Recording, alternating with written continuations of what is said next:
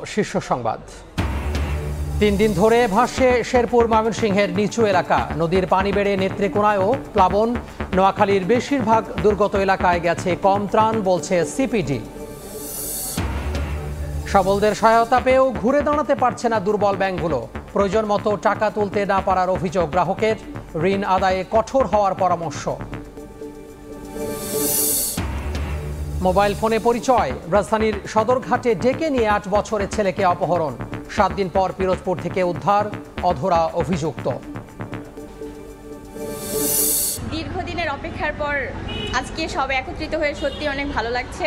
যাদের রক্তের বিনিময়ে স্বৈরাচার মুক্ত দেশ পেয়েছি, তাদের স্মরণ করেই আমরা আমাদের একাডেমিক কার্যক্রম শুরু করতে চেয়েছি। 3 মাস পর খুলল চট্টগ্রাম বিশ্ববিদ্যালয়। শিক্ষক শিক্ষার্থীদের পদচারণায় মুখর ক্যাম্পাস। গণ অভ্যুত্থানে শহীদদের স্মরণে লাল ব্যাজ ধারণ।